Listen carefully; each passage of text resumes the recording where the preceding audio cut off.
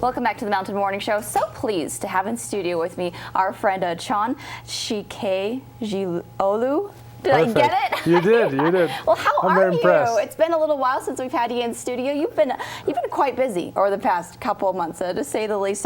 So first off, when Chan was here last year, we spoke about being chosen as a National Geographic Emerging Explorer, which is pretty cool in and of itself, just to be mentioned, National Geographic, but they mentioned you again. So this year, you were profiled as a risk taker. So we're going to talk more about that in just a moment. But this year, you also received the Whitley Gold Award, UK's top conservation award from Princess Anne of the UK. Congratulations. Thank you. That is so impressive, and I'm so pleased to hear of things like this. Your conservation organization, they received the World Conservation Leadership Award out of 305 applications from 22 countries. So quite busy. You didn't miss that. Certainly, yeah. We want to put all these in there. So first off, a risk taker. Chan, this is, I would think from National Geographic, such a great honor, I would think. But what kind of what do you think made them choose you as a risk taker? I mean, it's kind of obvious. I've looked into your background.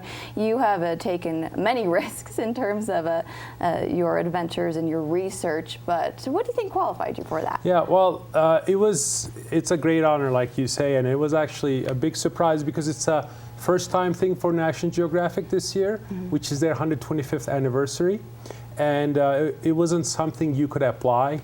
They just told me, actually quite way back in October, but because of the schedule of publication was in May, I was in the May issue of the magazine, I had to keep it secret for 6 months, from everybody, which was a little hard. But, the definition is basically explorers who push the limits of research, science, and exploration. Those are the people they define as risk takers, and it was a great honor to be in the company of people like Dr. Sylvia Earle, who's a world famous marine biologist and conservationist, James Cameron, the director of Avatar, who actually was in just the June issue of the magazine for his deep sea exploration, diving the deepest spot, and so was Felix Baumgartner, who was the guy who jumped off from basically space, the highest parachute That's quite a jump. Group to be put into. It was, and it was, I felt greatly honored, and I'm actually, I don't take some of the risks those guys take, and actually my work often is pretty peaceful. I'm, studying birds in the forest, banding birds, tracking them, but when you're in nature, stuff just happens even if you plan for complete safety. And I have encounters with wildlife. I had to take a very poisonous snake, a puff adder, out of a misted in Uganda in '96 when I was doing my undergraduate thesis. And I've had wildlife encounters with, elephants in Tanzania, grizzly bears in Alaska when I was working for the U.S. National Biological Survey. And actually, since I keep running into bears, I thought, hey, I might as well study them. And over the last 3 years or so, in eastern Turkey, we've been catching and collaring with special tracking devices brown bears and wolves. In fact, I just came back from Turkey from our most successful field season ever, where we had 3 teams, including 2 of my PhD students at the University of Utah, Evan Buckley and Mark Chinoweth, and also my KuzeyDoga team, my environmental organization in eastern Turkey. So simultaneously, we put collars on 5 brown bears, 5 wolves, as well as satellite tagging device on 3 Egyptian vultures, and for the first time in Turkey, geolocators on 30 small great reed warblers. And these are tiny 0.7 gram devices that keep track of light and time, and when you catch the bird again next year, when they come back to breed at the same spot, you can download the data and for the first time actually track the global migrations of small songbirds. So it's very exciting work, and you are pushing the boundaries of science, trying to understand where these elusive animals live and breed, and so you can also conserve the places where they live and breed. So and it comes with the territory, risk comes with the territory when you are in the field working in nature all the time. you're kind of, when I was reading through the experiences that you have had, I'm like, well, you're just like a local Indiana Jones almost Well, with some of the stuff that you've done. Yeah, it's kind of funny, yeah, it's some of the stuff you just like don't even expect at all, and that's the scariest part. Like sometimes when you least expect it, something happens, and the scariest of all, I think, was in Costa Rica, where I did my PhD, my postdoc research. Very safe country, you know, a lot of tourism, a lot of ecotourism, great conservation work being done there, and I always felt safe in Costa Rica. But when I was with my good friend ornithologist Jim Zook, one day in 2008, August, we were looking for an owl, a Pacific screech owl, on a dirt road next to some fields, and he'd been there before. He did bird counts there. He knew the area. We had no worries, and all of a sudden, people come out of the dark with machetes, sticks, and stones. And actually, we didn't even see them. I could hear them, and I felt very uneasy because, you know, just being in the field a lot, you kind of, if something isn't right, you usually feel it. You get a little bit of warning. And we had basically about a minute of warning, just people. I was hearing shouts and people, and you know, we thought they were having a party, even though, you know, I thought, why would they have a party in the middle of a dark field at night? Like, this just isn't right. Not Yeah, adding it's just up. not right. And I kind of like, Jim went to talk to them, and I just, like, my feet were just like frozen in place. I just couldn't move. I said, you know, we should get out of here. But because Costa Rica is such a safe country, and he's lived there half his life, he thought, oh, I'll go talk to them. And as soon as he took a couple steps, we were next to our field vehicle, our windshield exploded, and I thought they were shooting at us because we had passed the minimum security prison a couple hours ago, but you know, we were half a mile away. And I just shouted at him, run, and I just turned around and took off and jumped through a barbed wire fence, like literally flew through it, tore up my shirt, but I felt like a animal being pursued because, you know, this mob attacked us, and then half a minute later I realized Jim is not with me.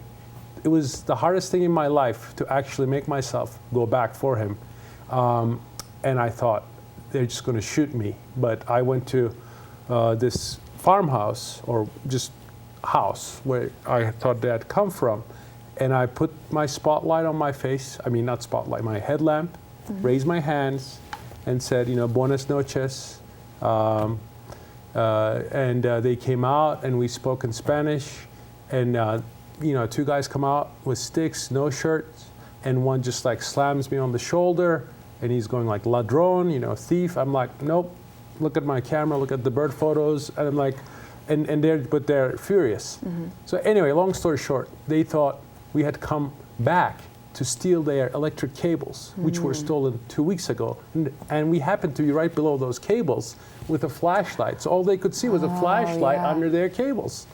And these were like Nicaraguan guards who were guarding the finca of a Costa Rican landowner. So they were basically, they thought they were doing their job, except, you know, we had no warning. It was kind of shoot first, ask questions later. Thank God they didn't have guns. You know, what exploded our windshield was a big rock they hurled. I mean, they just trashed our rental vehicle. How was Jim? Yeah, exactly. I mean, Jim actually had a big slash in his hand. I mean, we were actually lucky in a sense that they hit him with a machete while he was on the ground, and he goes like that, and he gets a slash which took 14 stitches to close. But thank God that machete was a pretty rusty old machete, or he could have lost his hand. I mean, and he was beaten black, purple, with big bruises, and by the time I got back, I turned back, they already had him like, you know, pinned down, and he was trying to explain to them, and these guys actually had called the cops too, which was actually a fortunate thing. So it wasn't a full-on, you know, lynching, but yeah, it was very scary. I mean, I was very shaken, and it was one of those things that, you know, I'm not risk-taking. I'm in Costa Rica, bird watching basically, in a place where Jim had been like dozens of times. But you know, you're in the middle of nowhere at night. Stuff happens. John, when you experience, I mean, I can't even imagine going through an episode like that, but what gets you to get back out there again, to these exotic places, what actually, I mean, is there a fear that's been created and more of a kind of holding it back, or how do you deal with this now? Well, that's actually a good question because it was very traumatic. But look, I mean, these risks are 1 in 1,000. 999 out of 1,000 times, I have a fantastic experience. And you know, you're just exploring. And you know, I'm a bird watcher. I've seen about over 60% of world's birds, about 6,100 plus species. And birds get me to some of the most beautiful places in the world, meet some of the nicest people, most interesting people. And of course, you remember like the kind of traumatic moments, but there are so many more moments that are just magical, and you just feel so glad to be alive. I mean, I feel truly alive when I'm out in the field and exploring. I mean, no exaggeration. That's, you know, the moments when I feel like this is life is always when I'm out in some natural area. So, and I actually, you know, your mind, like brain is an interesting thing because you forget the bad experiences pretty quickly. That being said, you know, over time, you do develop a sense of like wariness, you know, There's a little bit more caution, I'm sure. Yeah, I'm a cautious person. I'm actually the opposite of a risk taker. Like when I'm traveling, when somebody approaches me in a friendly fashion, I can be pretty like brusque, you know, not very polite, you know, whereas, you know, if I'm with somebody who hasn't traveled as much, I'm like, oh yeah, you know, like I'm like, well, it's probably wants something from us. You know, sometimes you get people in countries who approach you very nicely, but they have their own agenda. So I'm careful that way. But once I get to know the local people, again, 99% of the time, we have a great time together. Well, with your research, you've done extensive work in Turkey with your conservation organization. Let's talk specifically about the efforts that you're making, and it's your home country. Right, yeah, I'm from Turkey. I'm from Istanbul. I was born there. And I work actually 1,000 miles east, right on the border of Georgia, Armenia, Azerbaijan, and Iran, northeastern Turkey, which is a very important part of the world globally, because it's at the intersection of the Caucasus and Iran-Anatolian global biodiversity hotspots, 2 of only 34 in the world. And Turkey is the only country that's almost entirely covered by 3 global biodiversity hotspots, Mediterranean being the 3rd. So I've been working there for about 12 years, especially since 2007, when I founded KuzeyDoga, my organization. And in the US in 2009, I founded Nature Turkey Foundation, which is a 501c3 nonprofit environmental organization.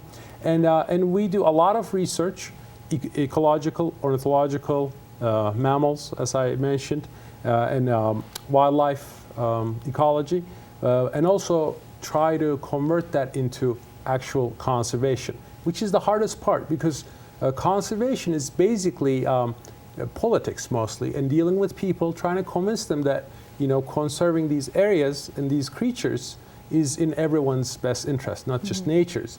And that means I get to spend a lot of time with officials, just trying to convince them. And as I said, you know, I feel most alive when I'm in nature doing research, but increasingly, you know, my students get to have more fun. My team gets to do most of the field work. I join them, you know, I still join them 3-4 months of the year, but I also spend a lot of time in offices trying to convince people. Like right now, our by far biggest challenge and goal is to get these wetlands, Aras River Bird Paradise, protected. It's a globally important wetland. We documented more than half of Turkey's bird species there since 2005. So 249 bird species, and it keeps going up. And these birds we tracked with bird banding and with satellite tags to over 24 countries. So we know it's a wetland of international importance. Birds from 3 continents come here, they breed, they rest during their migration, they spend the winter. And we also documented 1/4 of Turkey's mammals, reptiles, and amphibian species. So altogether, over 40% of Turkey's land vertebrate animals species, which means, you know, animals with backbones. Over 40% of Turkey's 802 land vertebrate species have been recorded. in these wetlands. Wow. The problem is there's this plan to build an irrigation dam that will bury the entire wetland and bird paradise under 150 feet of water. This dam makes no sense when you look into it. Irrigation-wise, it doesn't make sense. It's supposed to irrigate farmland, but it will actually destroy very fertile farmland all around this area. So what do you hope to accomplish? We have about a minute left to wrap up. Yeah, so our hope is that Turkey's Ministry of Forestry and Water Affairs will declare this area a nature conservation area, which they actually indicated it qualifies for. So there's a light of hope. I just got a letter after basically lobbying everyone up to the Prime Minister 2 weeks ago. I actually gave the petition to the Prime Minister and 4 other ministers. The Ministry of Forestry and Water Affairs declared that this area qualifies to be a nature conservation area, which has the highest conservation status in Turkey. But it's still not a done deal. So we are pushing for this to get this area protected as this bird conservation area, nature conservation area, and also to promote ecotourism for the villagers all around and provide them with income from bird watchers. Wow, that's so fantastic, John. I was just thinking, it's so hard to measure the positive effect and the good that you're doing with the research that's going on with you and your team. Thank you so much for joining us here this morning. I wish we had more time to talk to you more about it, but thank you for sharing your experiences. Oh, no, this has been Where great. can we find out more online about your organization? Well, yeah, so natureturkiye.org. Okay. And Save Aras is the campaign. Save, A-R-A-S. And you can actually click and sign our online petition with 2 clicks. SaveAras.org. Excellent. Thank you so much, Thank Sean. you. I look Thanks forward a lot. to you to come back on here again, okay? Next time when you get your next award, right? Thanks a lot. Well, thank you really very much. enjoyed it. We appreciate you having up here this morning. After this quick break, we're going to be talking with Jane Patton with the Peace House.